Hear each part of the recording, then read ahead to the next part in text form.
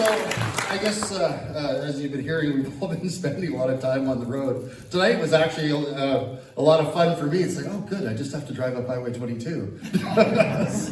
so this was a pretty easy one for me to get to. I actually live right off of Highway 22, halfway between Prentice and Millerville, so it wasn't too much of a drive tonight. So Friday night, Mitch literally begged me to go to Foremost for him, so I'll be driving 3 hours south on Friday night for Mitch. So anyway, we've all been putting a lot of miles and doing a lot of traveling up and down the highways of Alberta, and it's all for one reason. All of us that are involved in this see a real urgency in getting Alberta the hell out of Canada, and the reason we see that urgency is every day we turn around, whether it was Justin Trudeau or now it's Marxist Carney, right? They give us new reasons as to why we need to get Alberta out of Canada as quickly as possible, right? Last week, or I guess, on Friday, Carney announced that after hearing from car dealers across the country that they were all going to be bankrupted next year by his EV mandate, saying that 20% of all cars sold on car lots out of Alberta by the end of 2026 would have to be electric vehicles. And after hearing from people that there weren't enough cars being manufactured in North America to meet that demand in Canada, he finally, temporarily suspended that policy. But, here for me, he hasn't abandoned the policy, he's temporarily suspended it. Because it's in keeping with Mark Carney's corruption and the completely corrupt approach that he takes to governance that all of those policies are being made. Like all of us, we talk about the World Economic Forum and we talk about, how, what a scam climate change is. But you've got to understand that this is literally a scam that's putting hundreds of billions, if not trillions of dollars into the pockets of all of these World Economic Forum billionaires. And really, everything they're doing, every year when they get together in Davos and hold their annual meetings, it's nothing more or less than an investment club getting together to figure out how they're going to front-run their investments and front-run their money into industries and projects that only exist from an economic basis if they literally steal money out of all of your pockets collectively and siphon money out of your pockets to go into their projects, right? Whether it's bankrupt battery plants in Ontario, bug protein plants in Ontario, hydrogen plants in Newfoundland, all of these foolish programs that literally, skim billions of dollars out of your pockets and out of the pockets of Albertans to go into the pockets of friends of Mark Carney's, right, before they go bankrupt, right? And we know that money all disappears because they've all got offshore bank accounts and they've got secret, places where they stash their money in the Caribbean and all those places. Carney won't tell us where his is and where he hides his money. Oh no, why would any Canadian want to know that? Like, we don't need to know how much money he's got offshore and what he's invested in. We just have to trust him that he's not robbing us blind, right? But, when you look at that electric vehicle mandate, that's what it's all about, right? When Carney talks about energy corridors going across Canada, you notice he's not talking about pipeline corridors, right? What they're talking about is having, massive electrical transformer networks going across the country and all over the province of Alberta, all supported by small modular nuclear reactors and full-scale nuclear reactors, all of which are going to be owned by Brookfield and all of Brookfield adjacent cronies, right? So that every time you get into the electric vehicle that Carney's going to force you to own, and every time you plug that car into the wall, it's literally siphoning money directly from your wallet into your wall socket through Brookfield to Carney's offshore bank account. That's his business model for the future and the business model that he wants all of us operating under on a going forward basis. Not only that, right? And I was reading about it today, and I was actually, talking to some people fairly senior in government, about it today, about how, and you'll see when you read the Value of Freedom document that APP's put together, we talk about one of the big benefits of Alberta independence is going to be the independent country of Alberta being able to control its own immigration, right? And most importantly, if you read the Value of Freedom, you see that what we have isn't just an immigration plan, but we call it the immigration and deportation plan, right? And the reason for this is that Mark Carney and all of his World Economic Forum buddies have come up with a plan. Get this, they call it the International Mobility Program, okay? So you guys have heard of temporary foreign worker visas and all that kind of stuff? Guess what? Coming into Canada, only a small fraction now of foreign worker visas, right, go through the temporary foreign worker visa program. And the reason for that is that that program requires people wanting to hire people under temporary foreign worker visas, right, to actually do labor market analyses and prove to the government of Canada to be issued those visas that the people that they're bringing in, there isn't anybody in Canada to do that work. Within the labor market, they're importing people in. You know, unemployment is low, and you can't find people with the skills required to do the work required for the purpose of getting a temporary foreign worker visa, right? Well, under this international mobilization plan, right? And think about that for a minute, international mobility plan, excuse me. Think about that for a second, right? Just the words of it, right? The World Economic Forum types like Mark Carney, they come up with this plan that literally makes it sound like anybody anywhere in the world has a right to come to Canada because we need to have international mobility. People need to be able to go and live and work wherever they want. Oh, and we're going to have a program. We're going to call it the International Mobility Program, where right now, the government of Canada in 2024 brought in, get ready for this, 1.9 million people under this international mobility plan. There's virtually no vetting of these people coming into our country, right? They don't have, the people wanting to hire those people don't have to provide analysis of the local labor markets to show that these people are required. They don't have to show that there are no Canadians capable of taking the jobs that are being offered, as with the temporary foreign worker visas. All these people need is a written job offer and somebody willing to pay $240 application fee, and they are granted a visa to come to Canada. Literally, we have aircraft arriving now every day in this country, right? 8,000 people a day are being flown into Canada from the third world. So we've got people over in the third world, literally, it's kind of like the cartels, when the cartels have now moved basically from Mexico to other places in the third world, where, they'll charge these people a massive fee to fill out all the paperwork, get them a job offer from Tim Hortons or, whatever local, business wants employees working for them, locked in for 5 years at minimum wage, right? All they need is a written job offer, and boom, these people are coming into Canada. I mean, plane after plane after plane of them are arriving every single day, and we wonder why it is in Alberta we have an unemployment rate now of 8%. Yeah. Think about that. Alberta has an unemployment rate of 8%, right? And youth unemployment in Alberta this summer was over 15%. Right? Our kids can't find jobs because they're all basically being replaced by people under the so-called International Mobility Program, right?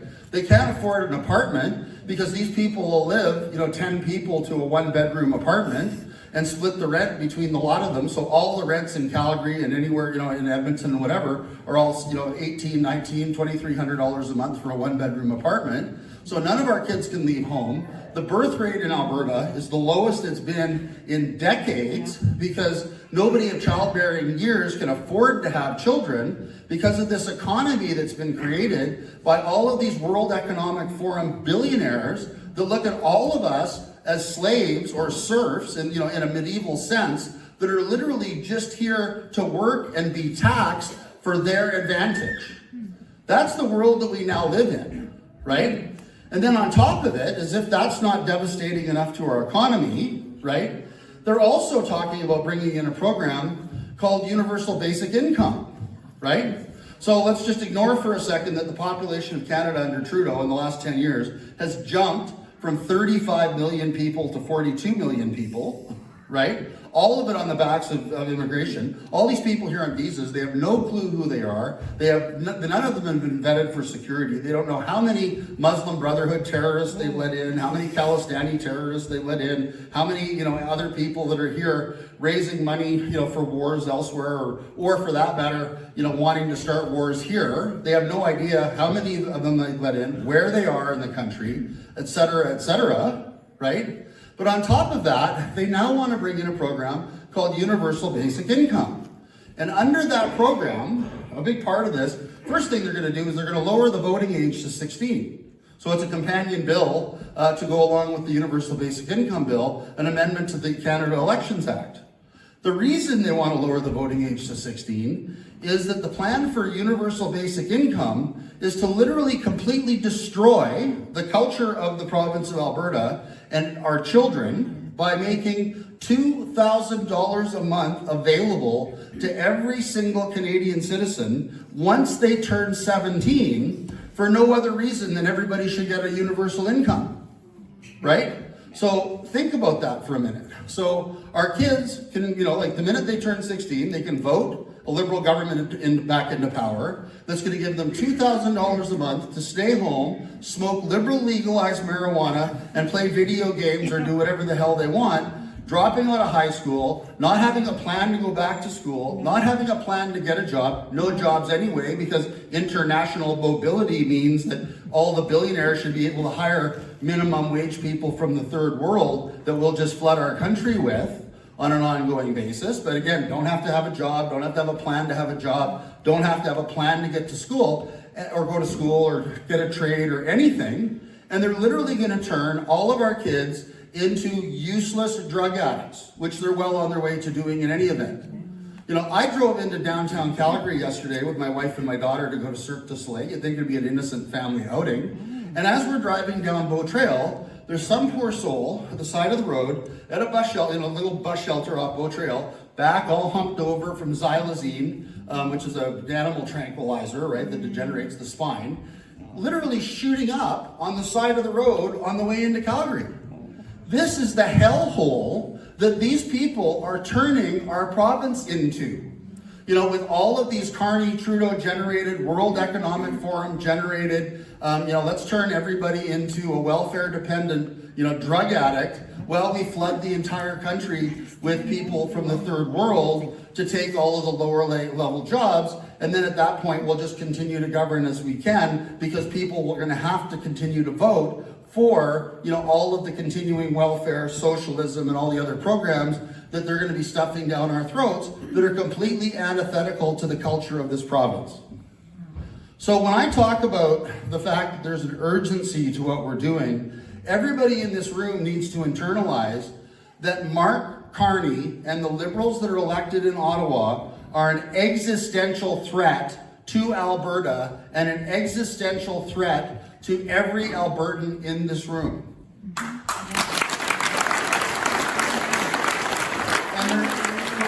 my perspective, there's real urgency, and that's why all of us are donating our time and working as hard as we are at this. All of this needs to stop, and from our perspective, the only way it's going to stop, because of the power imbalances in Canada, is for Alberta once and for all to vote itself the hell out of Canada. Like Dr. Modry's talking about the power imbalance, and everybody said, oh, well, gee, it's just too bad that we couldn't get Pierre Poilievre elected. Things would be a lot better. Well, I got news for everybody. He's a surprise, he's a federalist, right?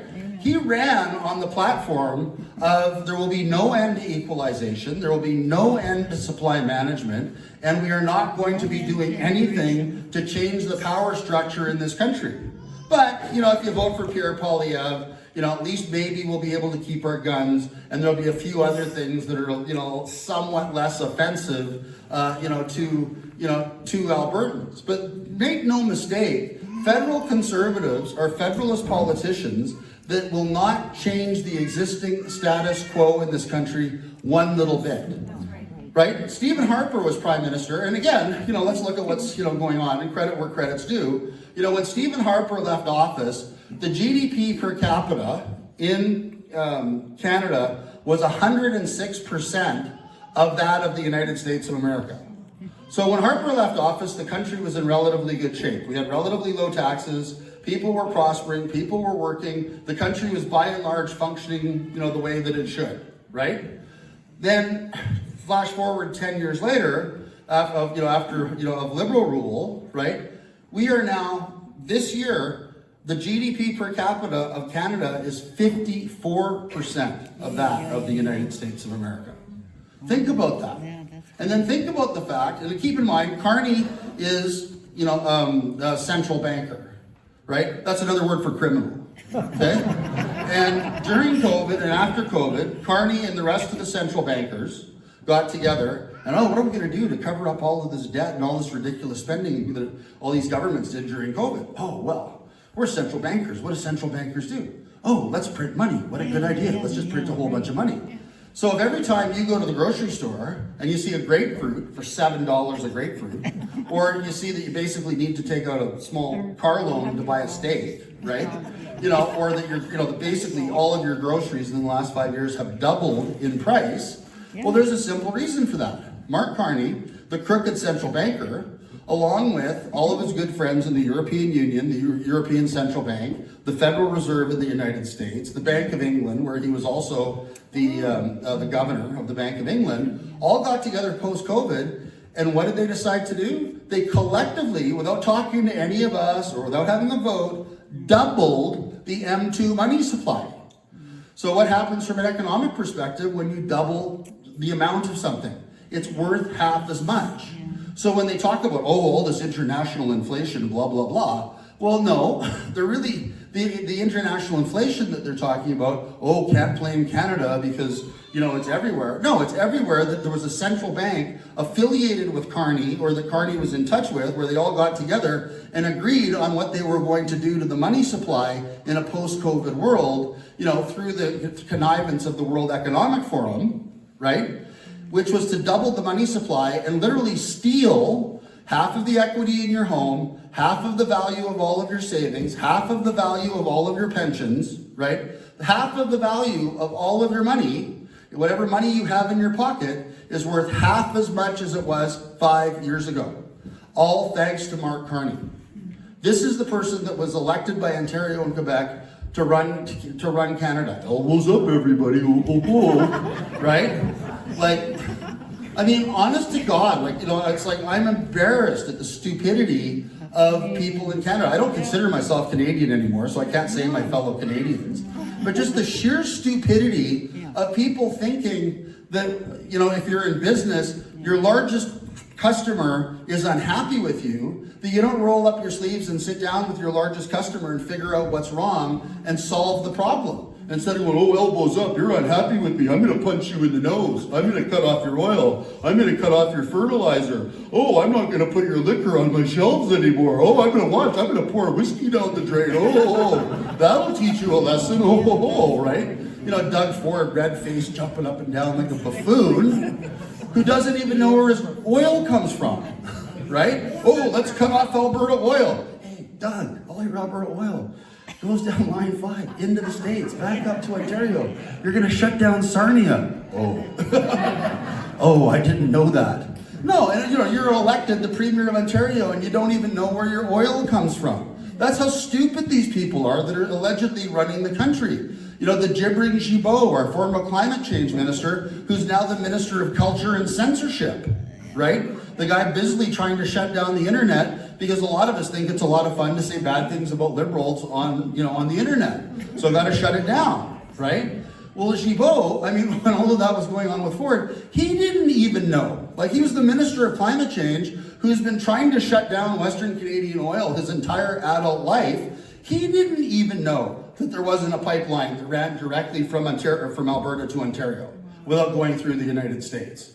And for all of about a week, he thought maybe we're going to have to build a pipeline from, Alberta and Ontario. And then he came to his senses, and then, it was out the week afterwards after Carney said we're going to become an energy superpower. And Gibault again was, back on the, we have enough pipelines. There's no one going to British Columbia that's only 45% used. We don't need more pipelines. But I mean, these are the idiots that we're dealing with. And they are governing us, right? They don't like us. They don't understand us.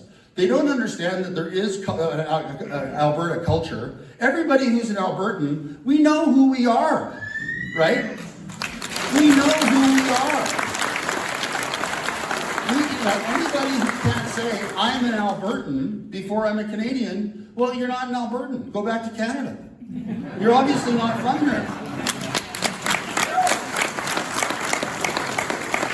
And that's what we're dealing with. I mean, we got guys like Jason Kenney, right? And again, that was one of my big claims to fame as a lawyer in the last couple of years. I was actually the only lawyer in Canada that succeeded in getting a court order declaring every idiotic COVID order issued by their provincial government, specifically Jason Kenney, to be illegal, right? Everything that the thing did, telling us how many friends we could have, telling us, telling our 18-year-old kids that they couldn't go to high school, but it was okay to go to the casinos, the strip joints, and the bars. Can't go to high school because you might get COVID, but by all means, go to the casino, right? I mean, this was the level of idiocy that was being perpetrated on us through Jason Kenney, by the Liberals in Ottawa, right? And again, why does Kenny behave that way? He's another goddamn, excuse my language, but I've promised people that I won't take the Lord's name in vain, so I'm going to stop. Sorry, and I apologize and I'll ask for forgiveness. But anyway, Jason Kenney is a federalist. So he doesn't want to end equalization. He doesn't want to make things better for Alberta by collecting 100% of all taxes in Alberta and cutting the federal government off from our wallets, right? Jason Kenney's running around with Nancy Southern claiming that somehow or other that if Alberta becomes independent, nobody will want to do business here anymore because they're not going to know how they're going to get their goods from Alberta to the coast.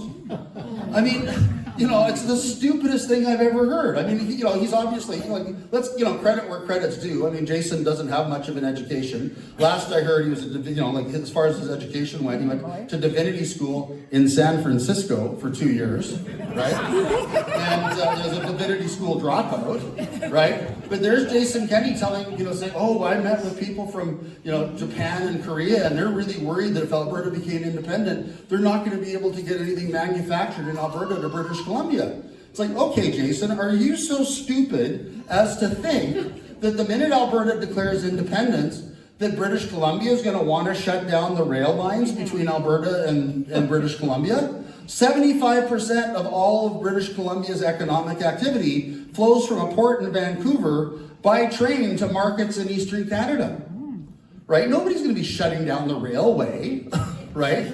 But, Jason, people in Korea and Japan are so concerned that if Alberta becomes independent, there'll be no more rail lines. I mean, it's just the stupidest thing ever. That being said, right, the one thing everybody has to keep in mind when they go, Alberta's landlocked, if you're independent, you'll never get another pipeline. Well, wait a minute, right? We could have, if Alberta were independent, without Ottawa telling us we couldn't have any more international border crossings and controlling the international border, we could have 5 new pipelines through Montana tomorrow, right?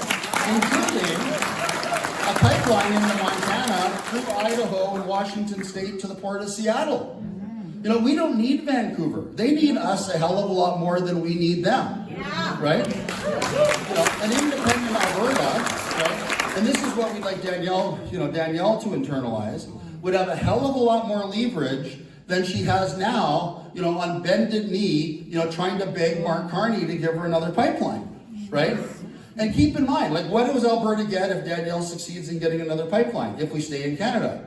According to Danielle, that pipeline will generate $20 billion a year in additional revenue, half of which goes to the rest of Canada, including a healthy chunk of it to Quebec in equalization. So whereas if Alberta were independent, for every new pipeline we've got, there'd be another $20 billion a year staying in Alberta. And again, if you read this document, The Value of Freedom, and incidentally, this has been spread far and wide across the province. It's been read by CEOs, it's been read by accountants, it's been read by actuaries. Nobody has been able to challenge the numbers in that document. And what those numbers show is that in year one of independence, we're going to have a $30 to $50 billion a year fiscal capacity surplus, right? And that is after tripling the amount of money that is being spent to help to lift our Indigenous people out of poverty, building our own armed forces at 3% of GDP, taking over all of the federal spend in Alberta, including airports, air navigation, immigration, most importantly, deportation. I'll say that again, right? Where literally everybody that's here on a work permit that barely has grade 12, barely speaks English, and the only jobs that they're qualified for are to work in Tim Hortons that aren't Canadian citizens, will happily give them all $1,500 and a plane ticket, and they can either have a plane ticket to Ottawa, where they can all land at the airport in Ottawa, to be resettled in Ottawa, right? Or go back to their home country, because they're not needed here, right? 8% unemployment, so we don't have enough jobs for them. We all know that we're in the midst of a housing crisis in this province, so we don't have enough homes or housing for people in this province. Last summer, for those of you that were, following the travails of the poor citizens of Calgary, they were all on water rationing because there wasn't enough water for the city of Calgary last summer, right? We don't have enough hospital beds, right? And, we don't have enough jobs, right? So why the hell are they sending us more people? Like, it's the most ludicrous thing ever, and you have to look at when Carney and the Liberals are doing this, you have to ask yourself whether, what's the most likely answer? Apply Occam's razor to the problem. And the most likely answer is that what they're doing is purely malicious, and they are doing it to intentionally harm us, and they are doing this to change the politics of this province. There's no two ways about it. So again, when we talk about the urgency of getting Alberta out of Canada, right, and moving forward to have Alberta become a strong, independent country, which we can easily do, and according to these numbers, again, in this document that nobody's been able to challenge, year one, we could be looking at a 30 to 45% tax cut. So I'll completely eliminate federal income tax in year one, right? And then by year 5, eliminate all income taxes in the province of Alberta, right? I mean, we would be able to afford to do that on the amount of money that we would keep in Alberta, as opposed to what we're doing now, which is to send $70 billion a year to Ottawa to get less than 20 back. That's the number. And then just think, with every new pipeline we get, we'd add another $20 billion a year to the bottom line, right? That's the real future of Alberta. Not this garbage that the Liberals have planned for us, where our kids are going to become useless drug addicts, where none of our children are going to be employable ever again, and where we won't even recognize our province because English will no longer be the predominant language of our province. Which is where we're going. So again, thank you all for listening to me tonight. It was a pleasure to drive up Highway 22 to come and talk to you. But again, please internalize the urgency of what we're trying to do and why it is that all of us need to work together, right, over the next year to get Alberta the hell out of Canada. So thank you very much.